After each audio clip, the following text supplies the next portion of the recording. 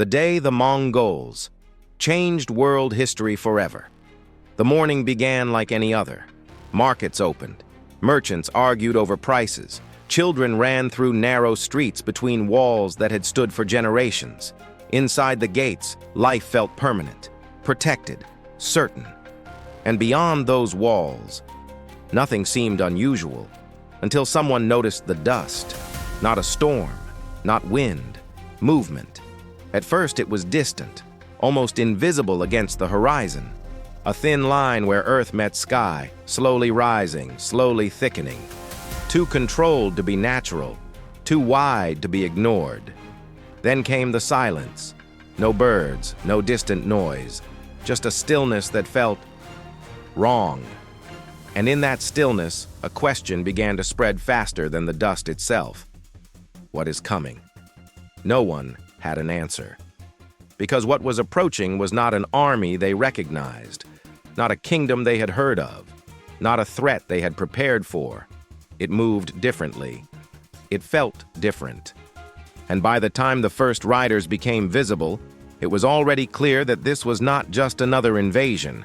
It was something else, something faster, something more organized than chaos, but more unpredictable than order. They did not march. They did not announce themselves. They arrived, and in that moment, something invisible shifted. Not just outside the walls, but in the certainty of everyone who watched. Because deep down, before the gates were tested, before the first arrow was released, there was already a quiet realization forming. This was not a battle they were about to fight. This was something they were about to survive, if they could. And by the time they understood what was coming, history had already changed. The empire that thought it was untouchable. Far from the rising dust, there existed a world that believed itself secure. A civilization built on wealth, power, and walls so vast, they seemed to define the limits of possibility. Cities filled with scholars, merchants, and rulers who governed lands that stretched farther than most could imagine. Trade routes flowed with goods and ideas. Armies stood ready, disciplined, and experienced. This was not a fragile kingdom. This was an empire that believed it understood war. It had faced enemies before, rebellions, invasions, rival states. Each time, it had endured, adapted, survived. Its strength was not just in its soldiers, but in its certainty. Certainty that no force could move fast enough to surprise them. Certainty that no enemy could coordinate across such vast distances. Certainty that walls, numbers, and experience were enough. And that certainty became its greatest weakness. Because the Mongols did not think like their enemies. They did not fight for territory alone. They fought for momentum. While empires relied on structure, they relied on movement. While others defended borders, they erased them. They did not need to be stronger in one place. They needed to be everywhere before anyone realized they had arrived. And when the first reports reached the empire, they were dismissed. Exaggerations, rumors, stories carried by frightened travelers who had seen something they could not understand. An army that moved too quickly, riders who appeared and vanished, cities that fell without resistance. It did not fit the logic of war, so it was ignored, until the reports became too consistent, too detailed, too close. And by the time the empire began to take them seriously, the distance between safety and collapse had already disappeared. Because the greatest danger was never the Mongols themselves. It was the belief that they could be stopped, using the rules of a world that no longer applied. The man before the storm, before the empire trembled, before the dust on the horizon became a force that would reshape continents, there was a boy abandoned by the world, not born into power, not protected by walls, not surrounded by armies. He was hunted. His name would become Genghis Khan, but at the beginning, he was simply Temujin. A child cast into a landscape where survival was not guaranteed, and loyalty could disappear overnight. His father was poisoned. His family was exiled. Those who once followed them turned away. There was no safety, only the steppe. an endless, unforgiving expanse where weakness was exposed and hesitation meant death. There were no cities to hide in, no fortifications, no fixed boundaries, only movement, instinct, and the ability to adapt faster than the world around you. This is where he learned to see differently, not as a ruler, but as a survivor. He understood something others did not. That strength was not found in walls, but in mobility. That loyalty could not be demanded. It had to be built through trust and fear in equal measure. That victory was not about holding ground, but about controlling momentum. He was not shaped by tradition. He was shaped by necessity. And from that necessity, he began to build something the world had never seen. Not an army in the traditional sense, but a system. A network of warriors bound not by noble blood or inherited status, but by merit, discipline, and absolute loyalty. Men who could ride for days without rest, who could fight, retreat, and return before their enemy even understood what had happened. He did not unite tribes by chance. He forged them through conflict, betrayal, and vision.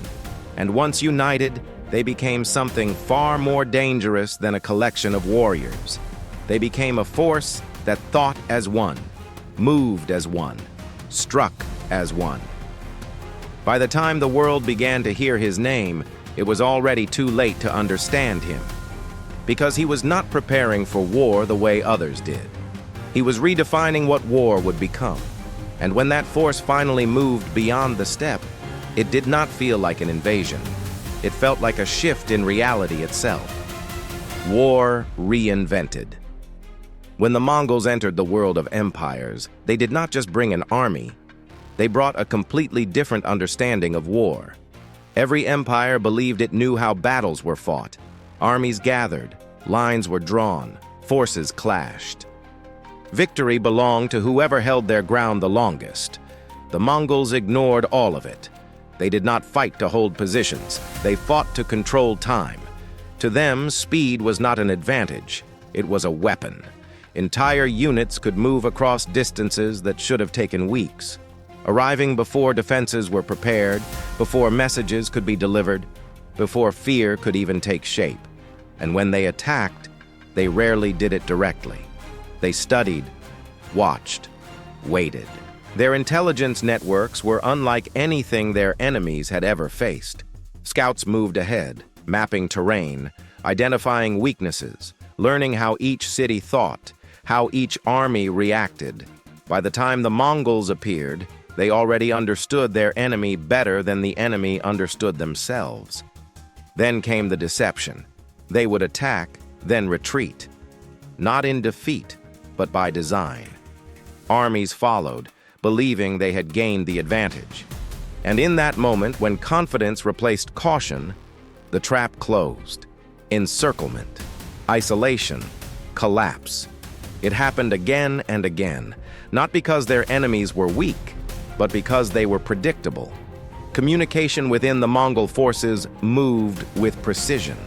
Riders carried messages across vast distances, relaying information faster than any empire could respond. Orders adapted in real time. Strategies shifted without hesitation. They did not rely on rigid plans. They relied on constant awareness. And then there was something even more powerful than their tactics: fear. They understood that destroying an army was not always necessary. Breaking its will was enough. Stories spread ahead of them. Cities that resisted were erased so completely that others chose surrender without a fight. The Mongols did not just defeat enemies. They shaped the decisions of those who had not yet seen them. That is what made them unstoppable. They were not bound by the rules of war. They rewrote them. And as this new kind of war unfolded, one truth became impossible to ignore. The world was no longer fighting the Mongols. It was trying to understand them. And that delay would cost everything. The first collapse. The moment came when theory met reality. An empire that believed itself prepared was about to be tested. The city stood strong, High walls, guarded gates, soldiers trained to defend against anything that moved toward them. It had endured conflict before. It had repelled invaders. It trusted its strength. And when the Mongols appeared, they did not look overwhelming. No massive siege towers, no slow-moving army dragging equipment across the land. Just riders, fast, organized, unsettling in their silence. At first, the defenders did what they always did. They waited. They believed time was on their side, but time was no longer something they controlled. The Mongols did not rush the walls. They circled, observed, tested reactions, small attacks, quick withdrawals, probing the defenses not to break them, but to understand them. Days passed. Then something changed. The Mongols disappeared. To the defenders, it looked like retreat. Relief spread across the city. Confidence returned. The threat, it seemed, had passed. The army had come, seen the strength of the walls, and chosen to leave. That belief lasted just long enough, because what looked like retreat was calculation. When the Mongols returned, they did not come as before. They came with knowledge. They knew where the defenses were weakest. They knew how the city would respond. They knew how long it would take for reinforcements to move and how to prevent them from arriving. The attack was not chaotic, it was precise. Multiple points struck at once. Confusion spread faster than orders could be given. Gates that should have held, opened. Defenses that should have coordinated, fractured. And within a time frame that made no sense to those inside the walls, the city fell. Not slowly, not through a long siege, but with a speed that shattered everything the defenders believed about how war worked. That was the moment everything changed. Because this was not just the fall of a city, it was the collapse of an idea. The idea that walls could protect you. The idea that preparation guaranteed survival. The idea that war followed rules that could be learned and mastered. Word spread quickly, not just that the Mongols had won, but how they had won. And with each retelling, the same realization echoed across kingdoms that had not yet seen them. If a city like this could fall so easily, what chance did any of them have? Fear spreads faster than the army. After the first collapse, something began to move faster than horses. Stories. They did not travel in formation. They did not follow roads. They spread through merchants, refugees, soldiers who had seen just enough to understand what they could not explain. And with each retelling, the Mongols grew larger, not in number, in perception. Cities that had never seen them began to imagine them. Riders who appeared out of nowhere, armies that vanished and returned, entire populations erased in a matter of days, details blurred, but the feeling remained, inevitable. That was the word no one said out loud, but everyone felt. Because the stories were not just about defeat, they were about helplessness. Leaders began to receive reports that did not sound like military intelligence. They sounded like warnings, accounts of cities that surrendered without a fight and were spared, others that resisted and disappeared so completely that no one remained to describe what happened. And that distinction became everything. Fight and risk annihilation, surrender and hope for survival. For the first time, decisions were no longer being made on the battlefield. They were being made before the Mongols even arrived. That was their true advantage. They did not need to conquer every city by force. They only needed to be understood in a certain way, because once fear takes hold, it does something more powerful than any weapon. It shapes behavior. Armies hesitated. Commanders delayed. Cities opened their gates not because they were weak, but because they believed resistance was meaningless. And each surrender reinforced the legend, making the next one easier. The Mongols had become more than an army. They had become an expectation. A force that did not just arrive physically, but mentally, long before the first rider appeared on the horizon. And in that space between rumor and reality, something irreversible happened. The world began to change. Without a single battle being fought, Because once fear spreads faster than the army itself, the outcome is no longer decided by strength. It is decided by belief. And belief, once broken, is far harder to rebuild than any wall. The world breaks open. There is a point in history when events stop being local, when a war is no longer confined to borders, kings, or single battles. That point had now been reached. What began as a distant threat on the edge of the known world was no longer distant. It was everywhere. Not because the Mongols occupied every land at once, but because their presence forced movement across the entire map. Trade routes shifted. Caravans that once followed predictable paths began to disappear, reroute, or accelerate in fear. Some roads became dangerous, others unexpectedly became safer under Mongol control. Merchants adjusted quickly, because survival demanded it. Kingdoms that had never interacted were suddenly connected, not by choice, by pressure. Refugees fled from collapsing regions, carrying stories, knowledge, and panic into lands that had not yet been touched. Diplomats were sent in haste, not to negotiate alliances, but to understand a force that no one had prepared for. And rulers, for the first time, were forced to consider something unthinkable. That distance no longer guaranteed safety. Empires had always relied on space as protection. Mountains, deserts, and vast plains were barriers that slowed armies, limited communication, and created time to react. The Mongols erased that advantage. They moved across terrain as if it did not matter. They appeared where they should not have been able to reach. And when they left behind something more powerful than destruction. They left instability. Regions that once functioned independently were now reacting to the same force. Decisions made in one part of the world began to influence outcomes in another. A city falling in the east could trigger panic in the west. A surrender in one region could reshape the strategy of a kingdom thousands of miles away. The world, once divided into separate spheres, was becoming connected, not through cooperation, through shock. And in that connection, something deeper began to emerge. A realization that history was no longer unfolding in isolated stories. It was becoming one continuous event, driven by a force that did not belong to any one culture, any one system, or any one way of thinking. The Mongols did not just break cities. They broke the boundaries that kept the world apart.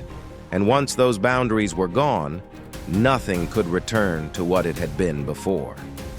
The paradox of destruction and connection. What followed did not make sense, not in the way history is usually understood. Because everywhere the Mongols passed, there were two realities unfolding at the same time. One of destruction so complete, it erased entire cities from memory. And another, quieter, almost invisible, that was beginning to connect the world in ways it had never been before. At first, only the destruction was seen. Cities burned, populations collapsed, centers of knowledge disappeared in fire and silence. To those who lived through it, there was no paradox. There was only loss, only survival. But beyond the immediate devastation, something else was taking shape. Routes that had once been fragmented and dangerous began to stabilize under Mongol control. Vast territories, once divided by conflict, were now governed by a single authority. Movement, once uncertain, became predictable. For the first time, it was possible to travel across enormous distances without constantly crossing hostile borders. And with that movement came exchange. Goods moved faster, ideas traveled farther. Knowledge that had once been isolated within regions began to flow between cultures. Technologies, beliefs, and systems of thought encountered one another in ways that had never been possible before. This was not intentional in the way a modern system is designed. It was a consequence, a result of something that had begun with conquest and evolved into connection. That is the contradiction. They destroyed worlds, and in doing so, they created a new one. A world where distance mattered less, where interaction increased, where the separation between East and West began to dissolve, not through diplomacy, but through the force that had swept across both. It is difficult to hold both truths at once, that the same force capable of such destruction could also enable such integration. But history is rarely simple, and the Mongols were not a simple force. They did not fit into the categories of conqueror or builder. They were both. And that is what makes this moment so difficult to fully understand. Because what they left behind was not just ruins. It was a transformation, one that could not have existed without the very destruction that made it possible. The silent transformation. When the dust settled, the world did not return to what it had been. There was no clear moment when everything changed. No declaration, no single event that marked the beginning of a new era. Instead, the transformation unfolded quietly, almost unnoticed by those living through it. But it was happening. Across the vast lands now connected under Mongol rule, something began to stabilize. Not peace in the way empires once defined it, but a kind of order that allowed movement to continue without constant interruption. Roads that had once been unpredictable became reliable. Messengers traveled with speed and purpose. Information moved with a precision the world had never seen. This was not chaos. It was structure, a structure built not through tradition, but through necessity. Trade expanded, not slowly but rapidly. Goods from distant regions appeared in places where they had never been seen before. Silk, spices, metals, ideas, all moving along networks that now stretched across continents. And with goods came knowledge. Technologies spread, methods of warfare, systems of governance, innovations in communication. What once belonged to one culture began to influence another. Boundaries that had once defined identity began to blur. This was not visible in a single moment. It was felt over time, in the way cities rebuilt differently, in the way rulers adapted their strategies, in the way the world began to think beyond its own borders. The Mongols did not intend to create this transformation in the way modern systems are designed, but they made it possible. By removing the barriers that had kept regions isolated, they allowed something larger to emerge. A connected world, not unified in purpose, but linked in movement, exchange, and awareness. And that connection carried consequences, because once the world becomes connected, it cannot return to isolation. Ideas move faster than control, influence spreads beyond intention, and the balance of power begins to shift in ways no single empire can fully contain. That is what remained after the conquest. Not just territory, not just memory, but a world that had been quietly reshaped, a world that now moved differently and would never move the same way again. The question history still can't answer. There are moments in history that resist judgment, not because we lack information, but because every answer feels incomplete. The Mongols left behind one of those moments. For some, they were destroyers, a force of violence that erased cities, ended civilizations, and brought suffering on a scale that is difficult to measure. Entire regions were changed forever, not through evolution, but through shock. That truth cannot be ignored. But it is not the only truth, because in the space left behind by that destruction, something else emerged. A level of connection the world had never experienced. Trade routes that linked distant lands, exchanges of knowledge that shaped future generations, a new awareness that the world was larger, more complex, and more interconnected than previously imagined. And that creates a tension that history has never fully resolved. Were they a force of destruction or transformation? Did they break the world or accelerate its evolution? It is a question that cannot be answered with certainty because both realities exist at the same time. The same campaign that destroyed a city also opened a route. The same force that ended one system allowed another to begin. And that forces us to confront something deeper about history itself. That progress does not always arrive gently. that transformation is not always controlled, that the events which shape the future are often the ones that feel most chaotic in the present. The Mongols did not follow a plan to reshape the world. They followed momentum, and in doing so, they triggered changes that extended far beyond their own intentions. That is why their legacy remains so difficult to define, because it does not fit into a single narrative. It exists in contradiction, in tension, in the space between what was lost and what became possible because of it. And that leaves us with a question that still echoes today. When history changes this dramatically, is it something that was meant to happen, or something that only becomes meaningful after it has already happened? The final image. In the end, there is no army left on the horizon, no sound of hooves, no banners carried across the wind, only the steppe remains, vast, silent, unchanged in appearance, as if nothing had ever begun there. Grass moves with the wind, the sky stretches endlessly above it. There are no walls, no cities, no monuments to explain what once emerged from this place, and yet everything changed here. From this landscape, where survival depended on movement and instinct, came a force that reshaped the structure of the world. Not through permanence, but through motion. Not through building walls, but through erasing the idea that walls could protect anything forever. The empire they created did not leave behind the kind of legacy others did. No single capital that defines it, no structure that contains it. Its impact exists in something less visible, but far more enduring. In the connections it forced, in the systems it accelerated, in the realization that the world is not as divided as it once believed itself to be. And that is what remains, not just the memory of conquest, but the shift in how history moves. Because after the Mongols, distance no longer meant safety. Isolation no longer meant control. And the idea of a world separated into distant, independent spheres could no longer hold. All of it traces back to a place that even now appears empty.